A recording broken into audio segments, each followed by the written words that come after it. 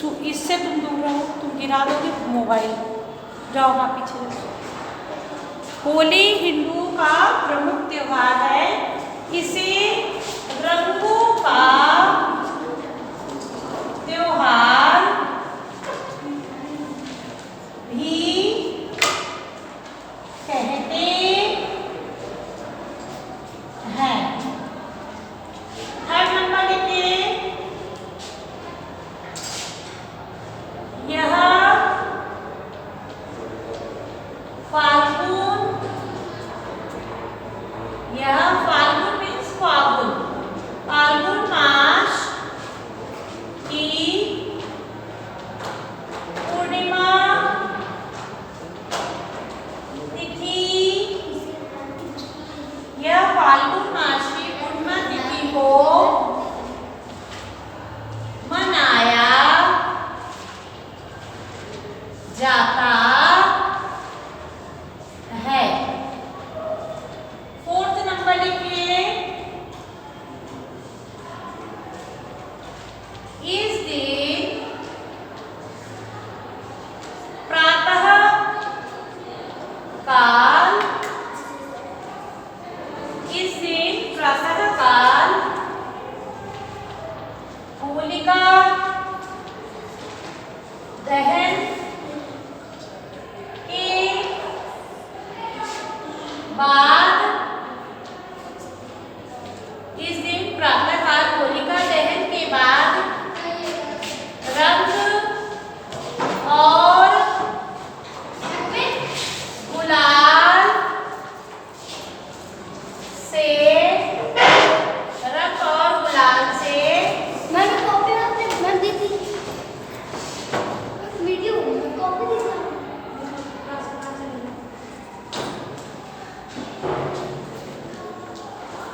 रंग और गुलाल से होली खेलते हैं। फिफ्थ नंबर, घरों में विशेष पकवान, मिठाई तथा गुजिया, विशेष पकवान मिठाई तथा गुजिया, पापड़, चिप्स आदि बनते हैं। 6 नंबर, पंचमी के दिन भी होली का पर्व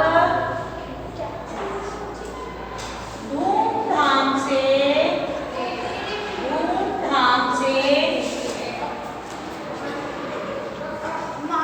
मनाते। 7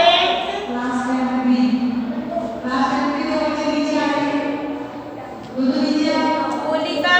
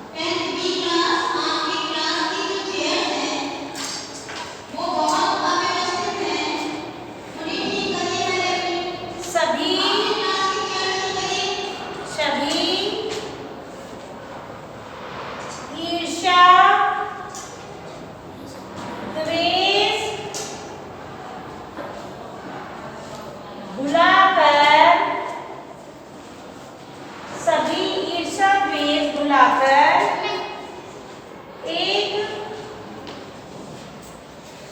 दूसरे के गले मिलते हैं।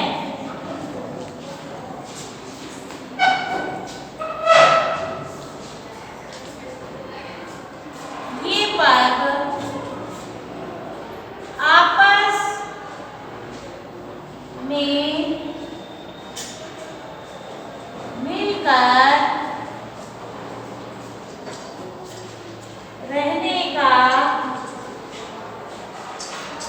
संदेश देता है। सभी पर्वों से हमें कुछ न कुछ शिक्षा अवश्य मिलती है कि हमें किस तरीके से पर्व को एंजॉय करना चाहिए। यहाँ मैं आपको विशेष रूप से एक चीज़ और बताना चाहूँगी कि जो होली का त्यौहार है इसके पीछे एक कहानी भी है। क्या है वो कहानी? कि प्राचीन समय में हिरण्यकश्यप नाम का एक राक्षस था, राजा था वो, और अपने राज्य में वो अपने ही नाम की पूजा करवाता था। उसका मानना था कि वही ईश्वर है, कोई भी दूसरे ईश्वर की पूजा ना करे। विशेष रूप से वो विष्णु के बहुत खिलाफ था, भगवान विष्णु को अपना शत्रु समझता था। राज्य में सभी लोग उससे डरते थे और उसके कहे अनुसार कार्य करते, पर उसका स्वयं का जो पुत्र था वही विष्णु का असली भक्त था और भगवान विष्णु की वो नित्यंत पूजा किया करता था। उसके इस कार्य से उसके पिता को बहुत दुख पहुंचता था। उन्होंने उसे कई बार मना करने की कोशिश की पर वो नहीं माना। तो उन्होंने क्या किया, उसको मारने की योजना बनाई। एक पहाड़ से उसको ले जा कर के सैनिकों से कहा इसे धक्का दे दीजिए। उन्होंने उसे धक्का दे दिया। जब तक सैनिक घर आते इससे पहले ही वो घर पहुंच गया और जब वो पहाड़ से गिरता है तो कहता है जय भगवान विष्णु। ऐसा लगता है उसे जैसे वो फूलों की सेज पर गिरा हो और सकुशल वो घर वापस आ जाता है। अगले दिन उनके पिता ने क्या किया, उसे एक अपनी बहन को बुलाया और उससे सारी कहानी बताई। बहन बोली कि भैया मुझे अग्निदेव से एक वरदान प्राप्त है, अगर मैं उनके दी गई चादर को ओढ़ करके अग्नि में प्रवेश करूंगी तो मैं नहीं जलूंगी और ये जलकर भस्म हो जाएगा। तो आप क्यों ना एक चिता का इंतजाम करें। उन्होंने एक चिता का इंतजाम किया। उसमें होलिका अपने छोटे से बालक प्रहलाद को लेकर के बैठ गई। बालक प्रहलाद बड़ा खुश हुआ बुआ की गोद में बैठ कर के, पर वो निरंतर भगवान विष्णु का स्मरण करता रहा। कुछ समय पश्चात क्या हुआ कि अचानक से उसमें आग लगा दी गई और होलिका जो थी ज्वाला उसकी खूब ऊंचे ऊंचे चलने लगी, तेज हवाएं चलने लगी और उसी हवा और आंधी में होलिका की चादर दूर जा कर के उड़ गई। तो अग्नि में उसकी बहन होलिका जिसका नाम था वो उसका क्या हुआ, दाह संस्कार हो गया, वो समाप्त हो गई। बालक प्रहलाद सकुशल उस अग्नि से भी बच गए। ये देख करके पिता को बहुत दुख हुआ। अंत में तभी से कहते हैं कि उसी समय से वो ये आज ही का दिन था, कौन सा, फाल्गुन मास की पूर्णिमा का दिन था वो, जिस दिन ये होलिका दहन हुआ। तब से लेकर आज तक हम उसी याद में उस बुराई को अच्छाई की विजय के लिए होलिका दहन करते हैं। धन्यवाद बच्चों, इसको आप अच्छी अच्छी राइटिंग में लिख लेंगे। आज से आपका भी FA2 का सिलेबस समाप्त।